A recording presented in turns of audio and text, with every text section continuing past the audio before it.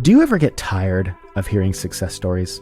The scrappy 25-year-old, probably living out of her car, who through sheer grit and will sells cookies door to door until she ends up owning the Midwest confection industry. The single parent out of a job with little to no support system who works out of their garage and miraculously takes the dishwashing industry by storm. But what about someone who hasn't made it quite yet? Meet Alec.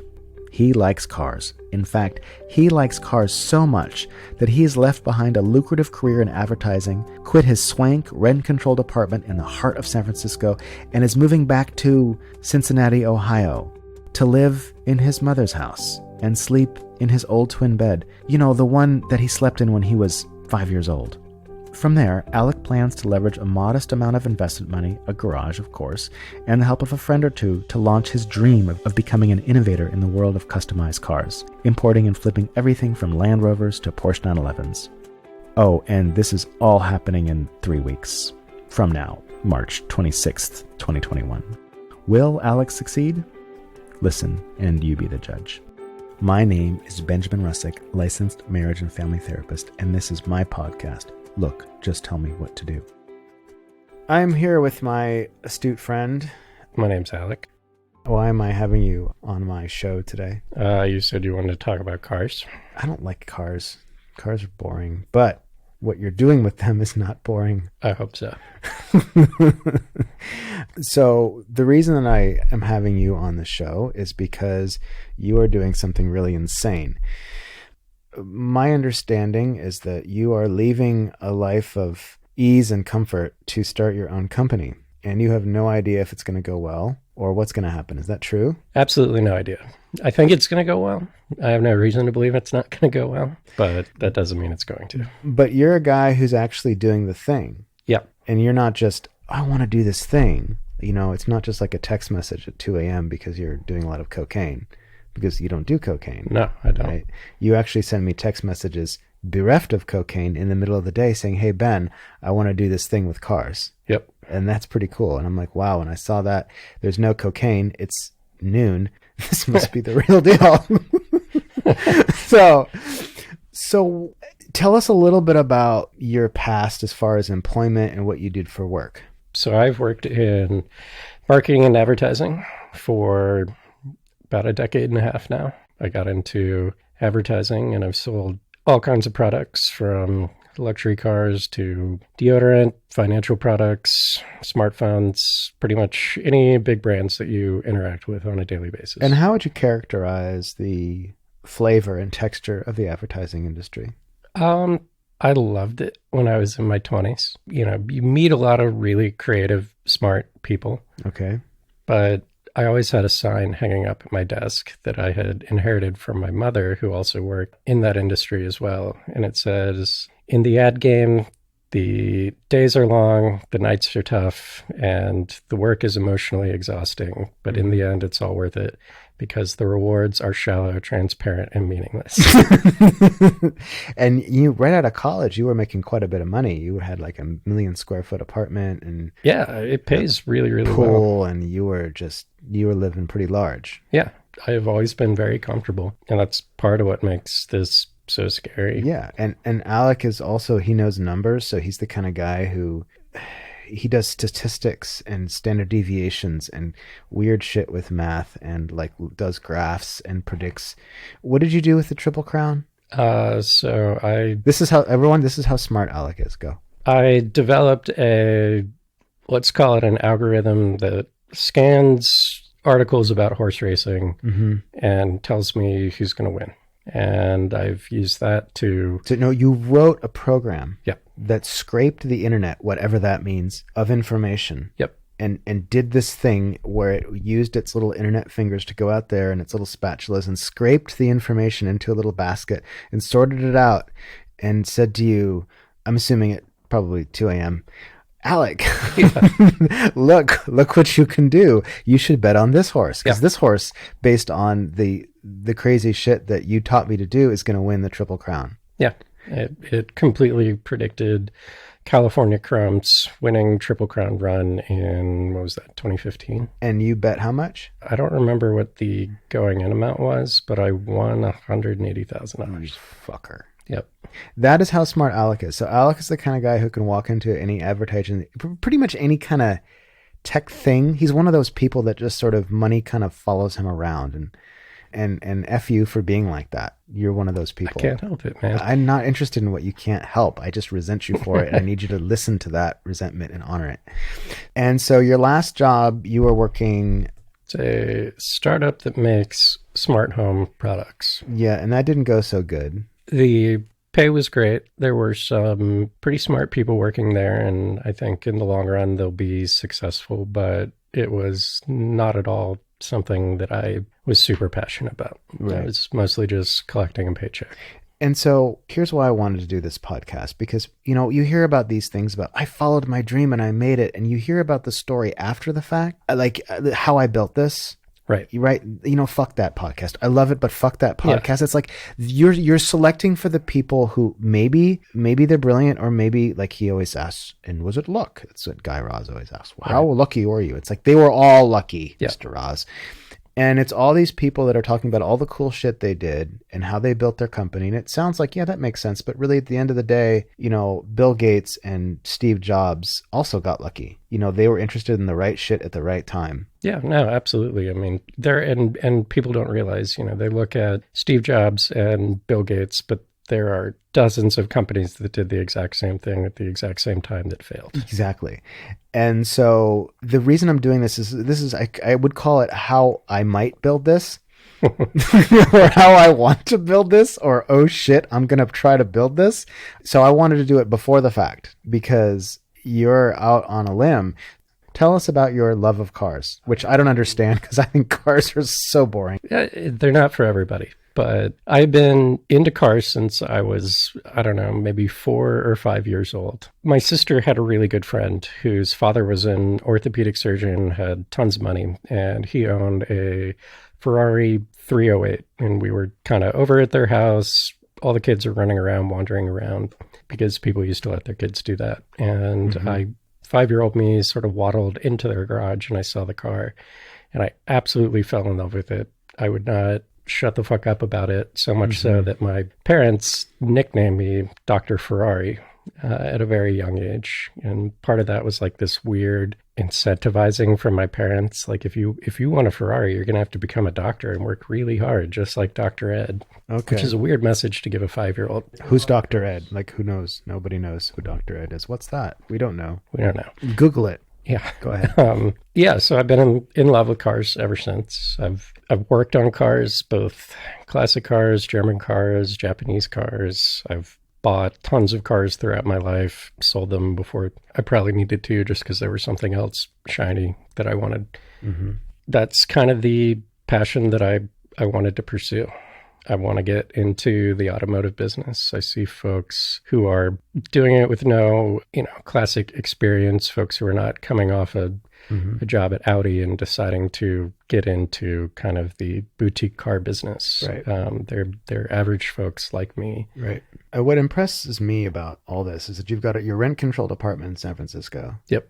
Which is really pretty good. Like $1,800 a month. Even now, how many square feet? I'd say like 850. You fuck. Yeah. And you are leaving San Francisco. Yeah. To do what? Moving back to the Midwest. Not just to the Midwest. I'm moving to Cincinnati, Ohio, where I grew up. To your mom's house. You're going back to your mom's house. You're going to live in her basement, and you're going to eat Cheez-Its and play video games. Play video games. And start a company. And the reason is, of course, is because there's no rent there. Yeah. And when I heard that, I'm like, wow, you're, what do they call it? Balls deep. Yep. Like, you're doing it. You're leaving the city. You have no job. You have no source of income right now at all. This is about a month away. 3 weeks. 3 weeks away. You're moving in 3 weeks. Tell us what you have set up so far. Just to throw out the like an understanding of the business, I'm making custom cars. I'm taking older cars, making them more powerful. And more awesome. And he's importing them from Europe. Europe, South Africa, Turkey.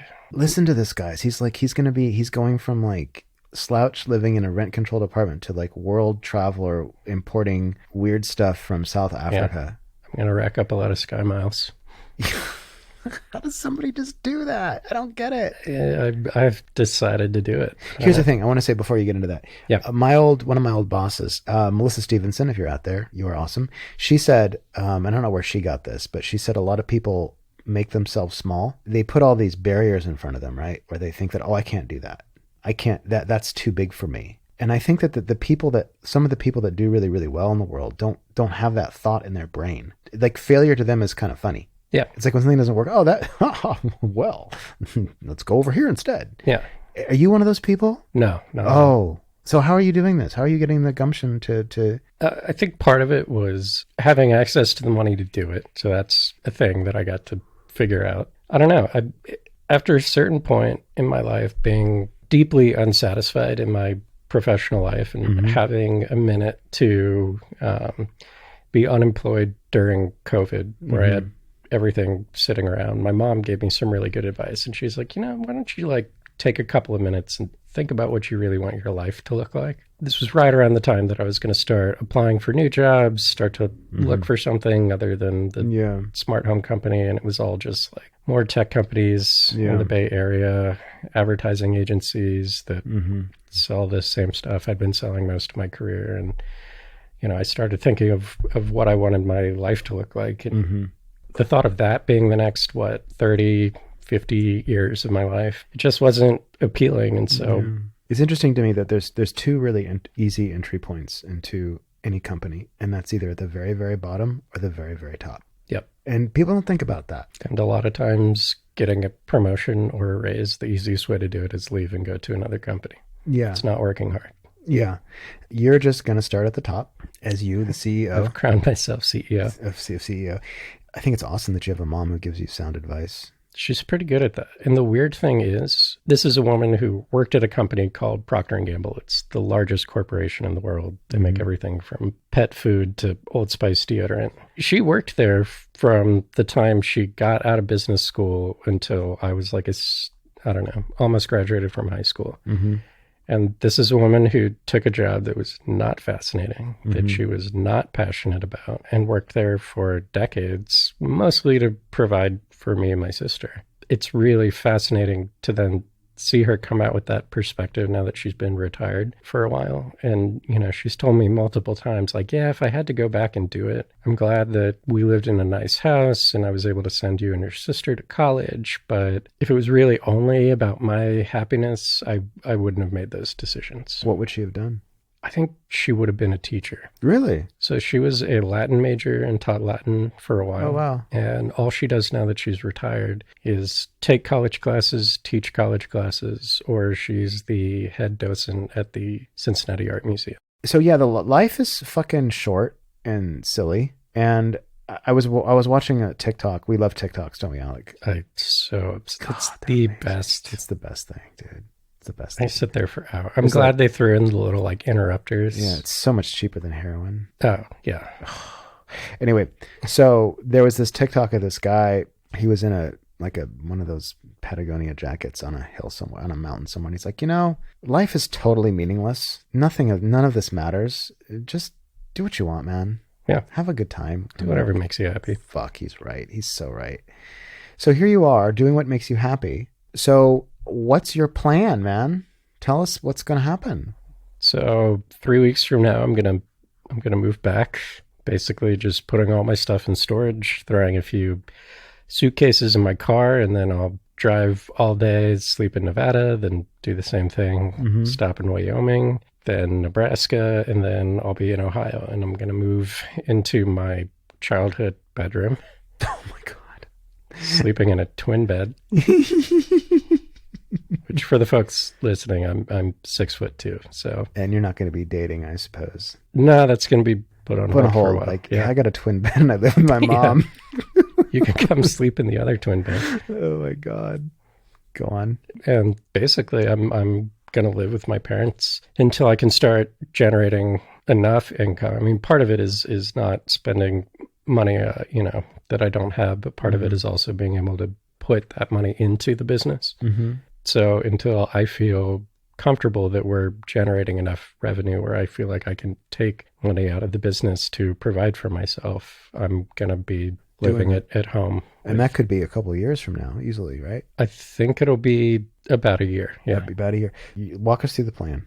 What are you doing? The plan is to import cars that are rare here in the United States, but not so much overseas. Land Rover Defender to start, BMW 2002s, and Porsche 911s. And so what I'm going to do is locate those cars overseas, ship them over here, do some work to them, customization. I'm going to buy some that are in bad shape, essentially strip it down to its bones, and then build something completely custom from the ground up, and hopefully sell that to people who have $150,000 to spend on a car. And how much would you be spending on the actual import of one vehicle? Like it's variable, but on average, I'm hoping to swing into maybe $15,000 for each one. For each one.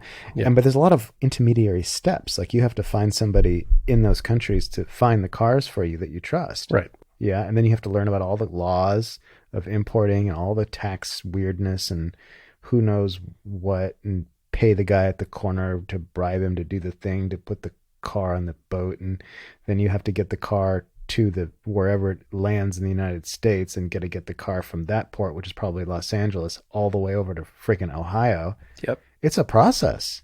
At first, when I started looking at it, when it stayed like a conceptual idea, I was like, yeah, I could make money importing these things. And I started shopping for them overseas. And then the sheer amount of just paperwork and regulations and laws and the number of signatures that you need and the minutia in there. Like apparently if I don't have a car detailed cleanly enough and put it on a boat from Europe to the United States, they can charge me up to $3,000 just to have the Customs and Border Patrol wash it.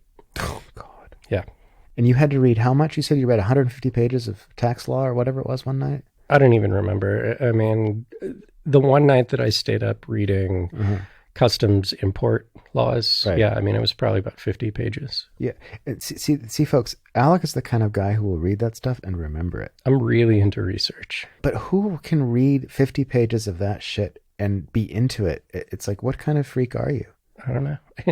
It applies to my end goal. I mean, I'm not excited about like scanning a list of things that are cleared by the EPA to import. But is it exciting do you feel a certain thrill, like you're reading this stuff and you're going for the gold and you're really like, you're trucking? It's like, it must be pretty energizing to do all this work. Yeah. I mean, by the time I was done reading and I really felt confident that I had uncovered that little diamond nugget in there that was going to help me run my business, like it was immensely gratifying because I was like, okay, well, now I know which form to fill out. That's awesome. Have you made any headway overseas? Like, how are you going to do that? How are you going to get these cars? So 2 avenues right now, with possibly a third one developing. One is a good contact in South Africa who... Isn't that sexy, folks? He has contacts in South Africa. I know a guy in South Africa. He knows a guy in South Africa. That is bomb. Go. Yeah. So he thinks he can...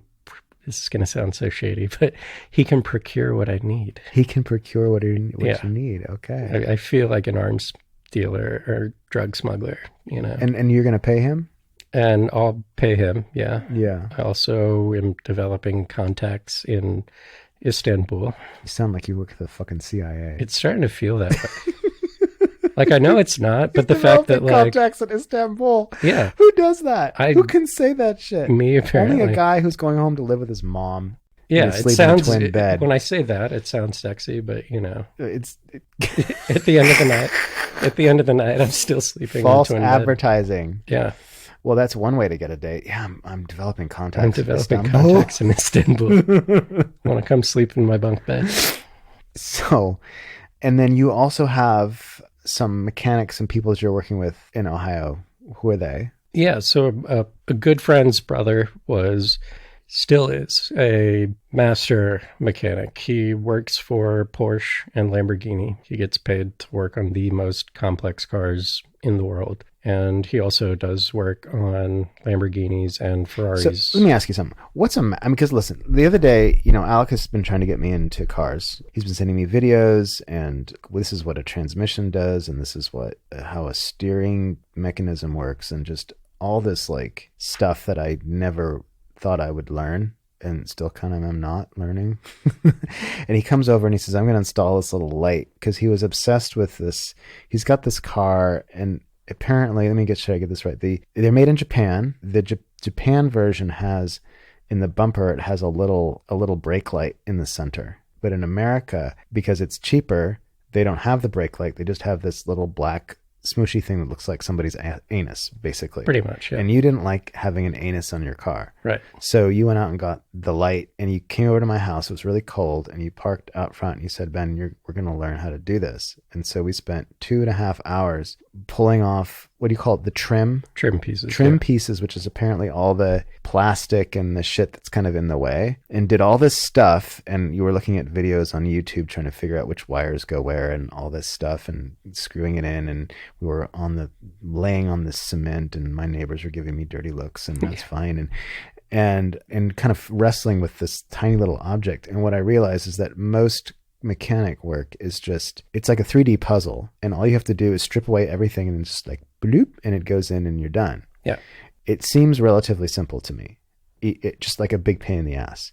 So what does a master mechanic know that your average mechanic wouldn't know? There's several like different fields of being a mechanic. You might have guys who are really good at suspension work, or you have guys who work at muffler shops who are really good at welding and things like that. Or you have mechanics who might actually be like the guys who work on the engines. Okay. Or guys who do electrical work. And Justin, my partner in this endeavor, can do all of that. He is the type of guy who has such an innate understanding of the design and engineering philosophy behind a car that he can pull up a electrical schematic of a Porsche that is written in German, because being snobby Germans, they don't send that stuff over to us in English. He can look at it in German and still understand how it works. Okay. Is it a matter of just like knowing like which screw, or is it a matter, are there like really refined techniques to installing a thing in a car? Give me an example of something that a master mechanic might do, like on a hands-on level, that is just kind of like watching a master pianist or something. Like, what's something they might do? Yeah. I'll just do a project that we're hopefully going to do in the next couple of months. Is we are going to ship this British car over to the United States, and he is going to take out the engine that exists currently in it and take an American muscle car engine, put that in there, manufacture engine mounts for it, manufacture an entire exhaust system for it. When you say manufacture, what does that mean? Like weld stuff? Yeah, fabricate is actually... Like literally he has like little machines that shape pieces of metal? Yeah. Yeah, he has pipe benders, and he will sit there and TIG weld the entire thing. What did you just say? TIG welding. TIG welding? There's two types of welding, MIG and TIG. Lingo. He's slinging the lingo with his contacts in Istanbul. Right. Go ahead. It's very different to do what we were doing, which is just taking one part and putting it where it goes and plugging some stuff in. He will actually sit there, take measurements, do some trigonometry, and actually build something from a raw piece of metal. Actual trigonometry? Yeah, kind of. So he'll make pipes? Yeah, that's part of it. So I'm sorry to dig into this, but it fascinates me. Like he has like sheets of metal that he'll just like, okay, here's this sheet of metal, and he'll just get his tin snips out and go snip, snip, snip, and put it over the stove and heat it up and bend it and twist it and do the thing? Kind of. Jesus Christ. He's using different tools and different methods from what you described. But yeah, he'll take something like a blank piece of stainless steel pipe, and at the end of the day, we will have a complicated exhaust system that has all kinds of bends in it, and it has holes cut out for different sensors that are needed to make the engine work. And so that's the difference between a true master at his craft and you and I dicking around in your driveway. Because I've seen videos of people putting together engines, and is that complicated work? Yeah, probably not for him. He could probably do it blindfolded at this point. Right. It's not necessarily complicated. It's like you said, it's a 3D puzzle. Yeah. It needs to be done very slowly. There are 100 steps that all need to be followed perfectly. Right. And the plan is you're just gonna, so they're gonna cost $15,000, and then how much are you gonna spend on the actual build? So the goal is for some very simple models that we're just trying to flip, basically. We'll bring them over and we'll tart them up a little bit, put nicer seats in them and some nicer trim pieces, and hopefully spend no more than $25,000 or $30,000 all in. That's all. And just a pittance. Yeah. It's capital intensive, More lingo. We'll hopefully sell those for about $50,000, but the goal is to start building ones that are $50,000, $60,000 and sell those upwards of 130, 100. I saw one that was exactly what I want to build that sold earlier this week for $177,000. So what is it about these cars that make people want to buy them? So they're rare here in the United States to start with. And the idea is that these all are cars that are pre-1990s because you can't import a car from Europe. Yeah, unless you're a dealer. It's a really weird, idiosyncratic law that only the United States has. Why do we have that? Several reasons. I think part of it was Mercedes wanted to cut down on the gray market vehicles that were being imported. Gray market vehicles? So they weren't imported, they're not stolen. Okay. But they're not shipped to the country by Mercedes. They're brought in over by individuals, and all kinds of them had faulty safety stuff and things like that. Another big part of it, I think. Cocaine under the dash. Well, more like a broken steering column. I think part of it was also maybe a little bit of a push by American auto manufacturers, because if anybody, especially when the law was passed in the 1980s, if any of us could have just gone overseas, bought a car, and paid a couple grand to ship it here, especially back then, nobody would have bought an American car because they're trash. Very good. Why are they trash? Part of it is a commitment to quality kind of thing. They cut a lot of costs. They cut a lot of costs in upfront engineering. They cut a lot of costs in materials. You can go out and buy a brand new Corvette, but when you sit down inside of it, it still feels like a little bit like a mid-level Chevrolet car. The panels will creak when you push on them. Or it'll have a lot of plastic in the interior, which is gross. And do the parts themselves, they don't last? There are some major engineering challenges that they have not managed to overcome. Right. Yeah.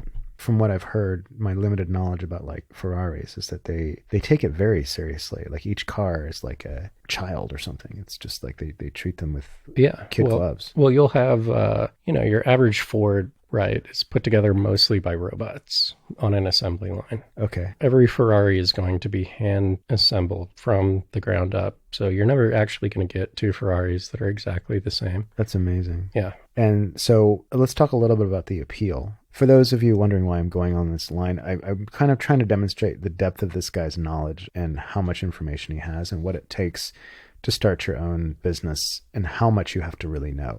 So tell us a little bit about that. The appeal. Yeah, the appeal. Part of it is these cars are rare, especially something like a Land Rover. They were only in the United States for a few years because they weren't popular.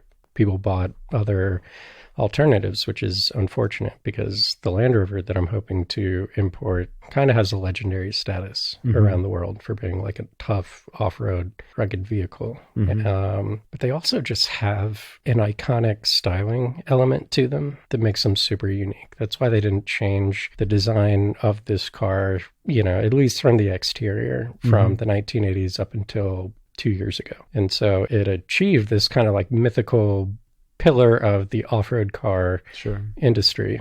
People started to catch on here in the United States. Like, man, these are really cool. They look really cool. They're generally pretty capable off-road, but we don't have them here. So part of the appeal is that they're rare. Part of the appeal is that they look great. They're probably better cars for like somebody if they wanted to go off-roading on the weekend, but these just look really badass. They're very militaristic. And what can these cars do that normal cars can't?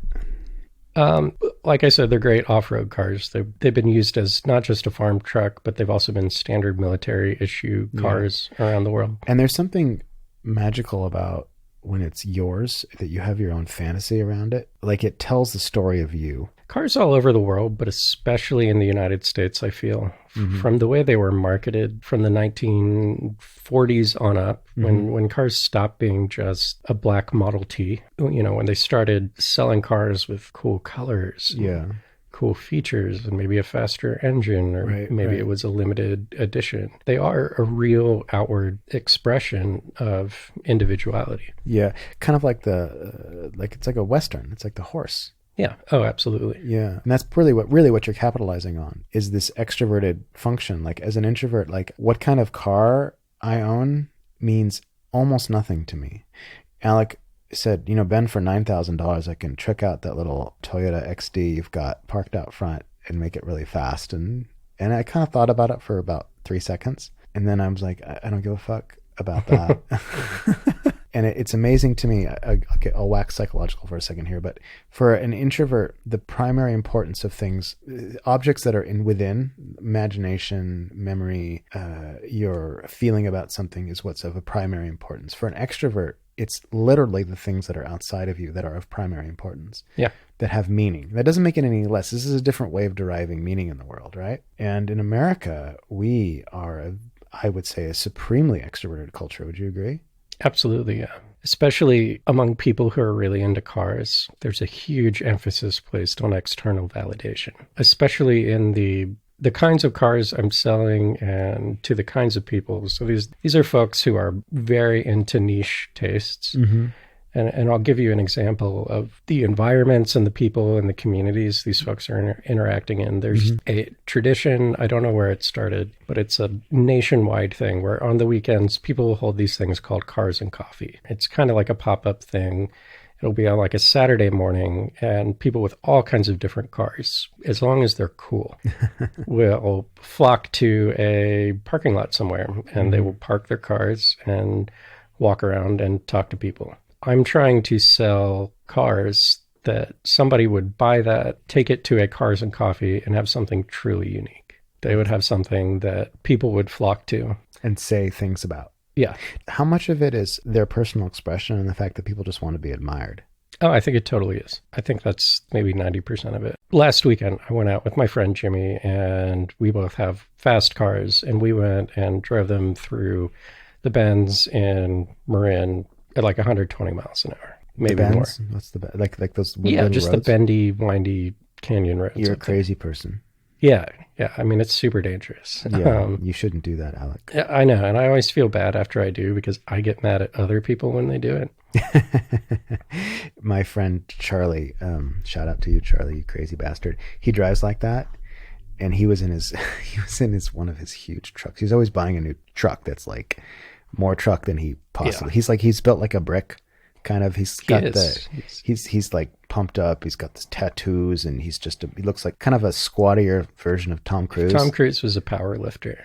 Was he? I said if he was. Oh, if he was. So Charlie, and he's gunning it down the road, and he guns it past this, I'm going to say a Mercedes or something like that. Some really nice car. And the guy, I guess, noticed and pulls up to him against the red light, rolls his window down, and says, "What the fuck are you doing? You think you fucking own the road?" And Charlie looked at him. The guy goes, "I'm just kidding. I'm just like you, man. Carry on." Yeah. Well, and that's like driving through roads in Marin that are all like twisty, turny. Yeah. Some people just like want to drive through the big, tall trees. And this is another reason to hate Marin County. Because of people like you that go there and drive like maniacs. I mean, Marin has no reason to exist. It does not. Can you say more about that just for my own... Why Marin shouldn't exist? Yeah, why should Marin not exist? I mean, it is the most uptight, lily white, obnoxious, nosy. Everybody's just got a bad attitude. You know, I mean, who's going to, like, I don't want to live in a place where somebody's going to be pissed off if I don't mow my lawn over the weekend. Yeah. But those are the kinds of people that live up there. Yeah. Okay, I'm done ripping on Marin. So we've got this, I guess we're cashing in on ego. Is there anything else you want to say about all that stuff? We're cashing in on egos, but at the same time, because we're selling such a niche product, you know, somebody who's like a rich douchebag will go out and buy the Ferrari that we were talking about because they can afford it and it's flashy and they are amazing cars to drive. I've driven a couple in the past. Right. There's nothing quite like that, but we're selling something that I think is really going to also be sold to people like me who have been into this kind of thing since they were kids. Mm-hmm.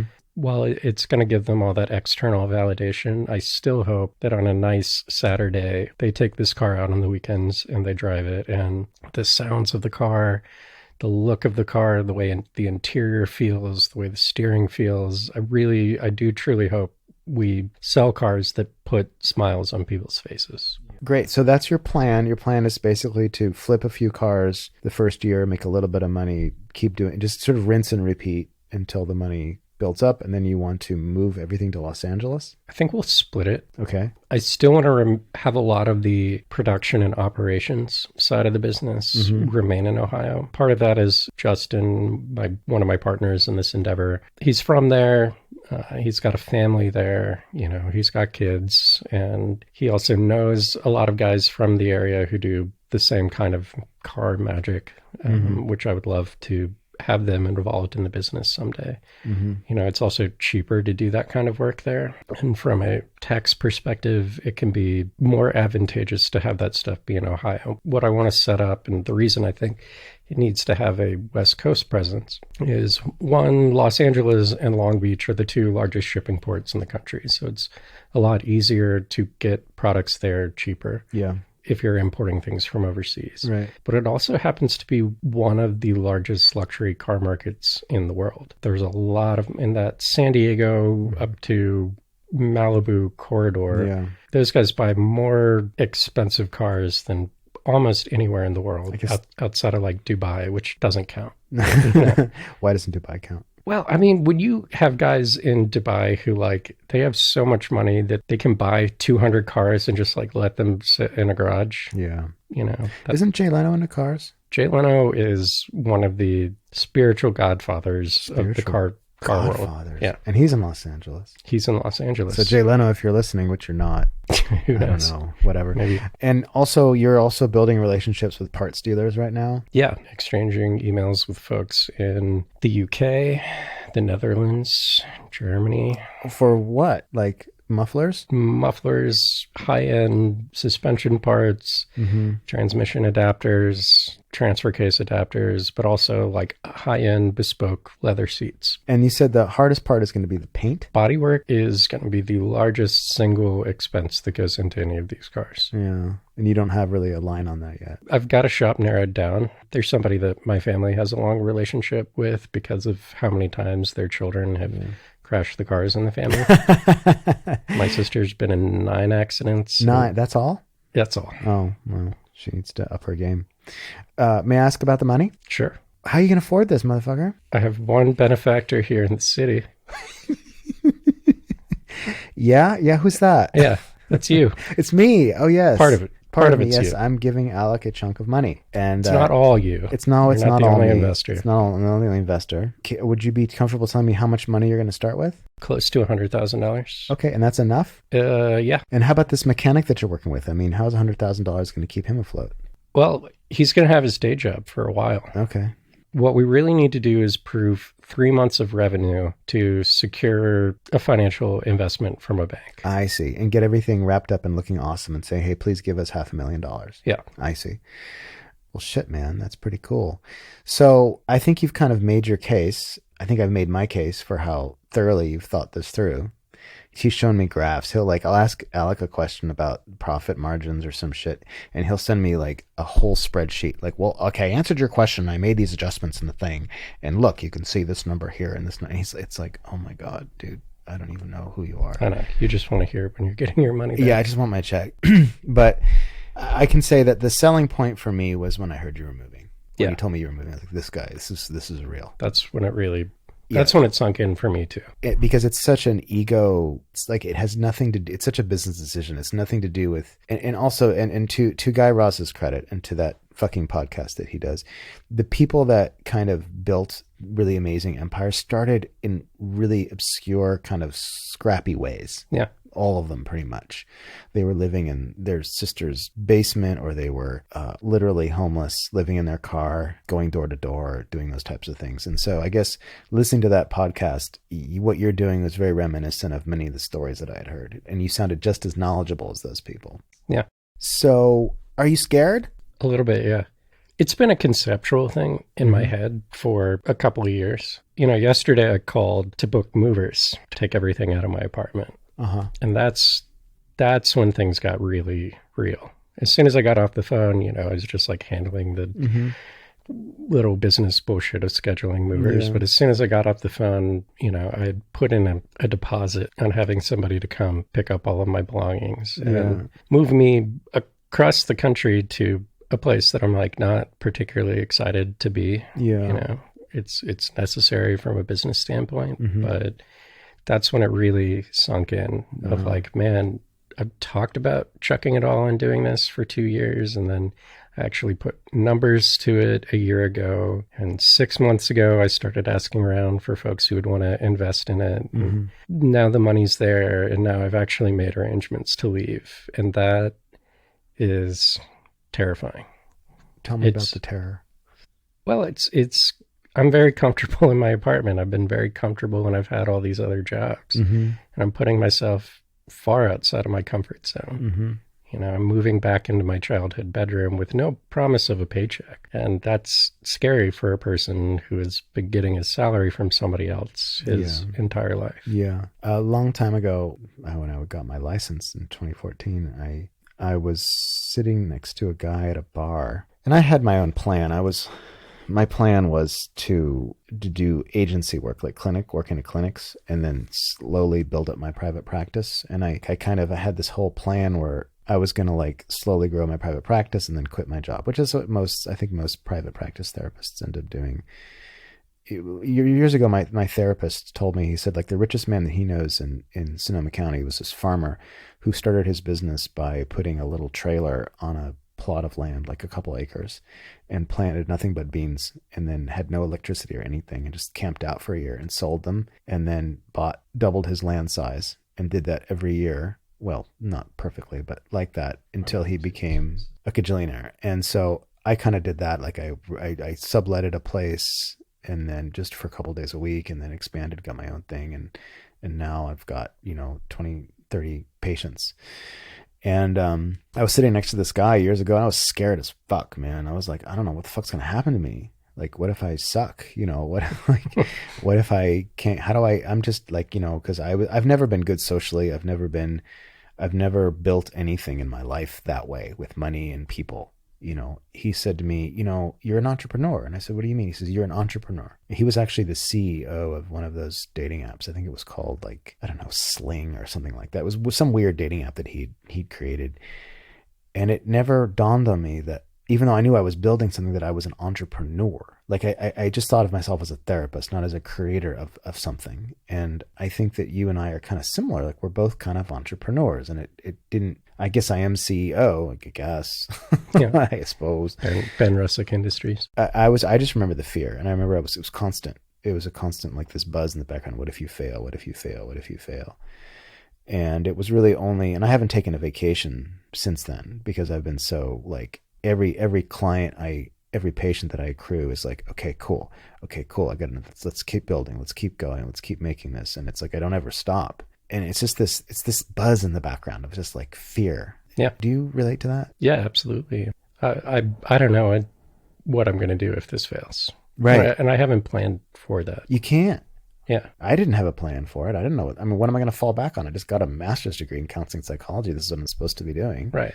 And I feel like if I start to think about, oh, well, if things don't work out and I'm back in Ohio, where are some places that I can go work, or who are some old contacts that I can hit up? I feel like if I start thinking that way, I'm not going to be successful with this. Right. How long do you think, how will you know if it's not going well?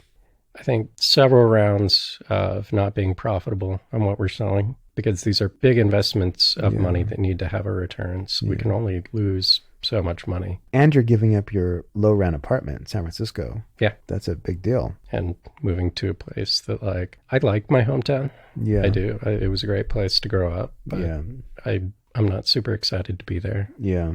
I mean, the flip side of the fear coin is I'm also super excited. Yeah. There's a certain freedom of knowing that I don't have to get up tomorrow and go to work, and I'm never going to, hopefully never answer an email from my boss or work on a project that I think is stupid and a waste of my time.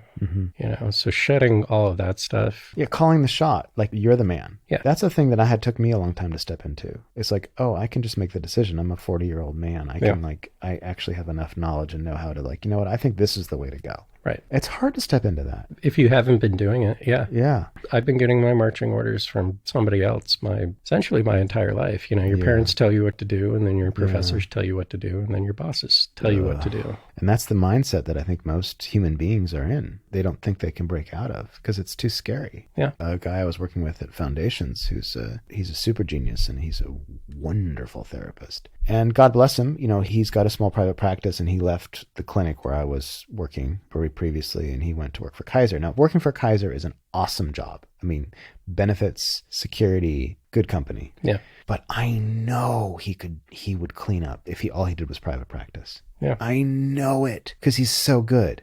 I remember once. Well, congratulations. What are your wild fantasies about success? Where does your imagination go when it goes nuts on all this? Yeah. I mean, I want to be nationally renowned for doing this kind of work. I want to be viewed as a pioneer. And what way will you be a pioneer? Well, the goal in 5 years is, you know, we're going to get done with fossil fuel powered cars. And so I'm already researching technology to put electric vehicle drivetrains into this stuff, to have it all be battery powered electric cars. But they're all classic cars. I see. That hasn't been done yet? I'm sure that has been done. People are doing it on a small scale. But I wouldn't say outside of a couple of folks that I've read, anyone's known for doing that kind of work. Okay. Mostly exists here in California because I think we're a little more forward facing on the issue of electric vehicles. But in a 500-mile radius of Cincinnati, you have Detroit. And so there's countless old cars that are really, truly pieces of American history that if nobody electrifies them, they will not be seen on the road again. And I think that would be really, really sad. So you think that gas-powered cars will literally be banned from the roads? I think part of it's going to come through government regulation of banning things. I think part of it is going to come from government incentives to get people to buy those things. Mm-hmm. And also, as those cars take up a larger percentage of what's driving on the road, gas stations will become EV charging stations. The price of gas will go up because, you know. How high do you think it'll go? I mean, I could totally see it 2030. I could see it costing you $12 to get a gallon of gas. Wow. So having a gas powered car would be kind of like having an old book, like an antique book. Well, it's interesting. You know, you brought up Jay Leno earlier. He thinks that electric vehicles are going to take over so much that original gas powered cars are going to become what horses are now. Wow. You know, so cars replaced horses back in the day, but horses have now become this thing where like very rich people have them and they're into it. His prediction, I think it's a correct one, is, you know, gas powered cars are going to become that kind of thing too. What's that game you play, polo with the horses? Yeah, polo. Will there be car polo? Yeah. I've seen people play soccer with cars, man. What? Yeah. How does that work? You got a big inflatable soccer ball and gigantic goals, and you drive tiny little hatchbacks. How about something more badass where you take the doors off the car and you actually have to kick the ball, like lean out the car and kick the ball? It's a real car polo. And so when you become renowned, do you want to get even bigger, or is that good enough for you? I don't want to mass produce anything. I don't want to be the Henry Ford of doing anything. All right. I want to be known for somebody that has like a real, well thought out, deliberate artisan approach. Okay, that's awesome. I want that to be the reason that people buy things from me. But you also want to be incredibly wealthy. And Alec is constantly torturing me. He's sending me videos, things from Zillow, like, Ben, we're going to buy this house. And it's like this fucking spread in LA that overlooks the ocean, that's got palatial ceilings, and like, yeah, Alec, sure, let's buy that. But Alec doesn't think small. He thinks big. He thinks, well, why shouldn't I be able to buy that fucking thing? I think in 7 years I'll be able to afford something like that. That's awesome. I have to be confident when I say that. You do. Oprah, apparently, she saw a house that she really liked in Los Angeles and walked up to the house and knocked on the door and made an offer and bought it. It's Oprah. It's Oprah. I'd like to buy your house. What? I'd like to buy it. Well, here's a lot of money. Yeah. No, here's a lot of money. No, here's a lot. Here's all the money. Here's all the money. Thanks for the house. Thanks for the house. And can we talk about the name of the company? Or do you want to wait? This is just a humble brag for you now. This is not a humble brag. This is an outright brag. It is. This is a shameless brag. What's the name of the company? The company is going to be called Zeitgeist Automotive. And why? Ben threw out the name Zeitgeist. I think at first we were just like looking for something that sounded cool. Yeah. And you threw that out and it was like, yeah, that does sound cool. And it works because it's about the past, the time ghost coming back. Right. And Zeitgeist Automotive was born that evening via text as we both sucked on our vapes. Yeah, pretty much. Yeah. Yeah. I don't vape that much, but only when I do research for Alec. Or anytime Alec comes to your apartment. Alec said he'd give me 1% of the company for the name, but actually he didn't mean that. He said, I'll give you a percentage for some money. For some money. For some money. Well, are we done? Should we talk about more stuff? I think we're good. I think we're good. That was fascinating. Well, I'm really excited for you. I'm a little jealous. I'm kind of cooped up here in my little weird universe where I write books. You're still a part of something. I am, but I grew up in San Francisco. I love San Francisco, but the idea of moving to a palace in Los Angeles is enticing. I wouldn't kick it out of bed for eating crackers. I have said this to you several times. Like, you can be as involved in the business as you want to be. Yes. Yeah, I got to learn about cars. We'll see what happens. Well, listen, I think we're done, and thank you so much. And I'm really excited to see how the next couple of years. And I think what we'll do is we'll do a follow-up in a year. Yeah, totally. And see whether or not you're crying or laughing or both. Probably a little bit of both. All right, man. Thank you so much. Yeah, thanks, dude. All right. Thank you for listening.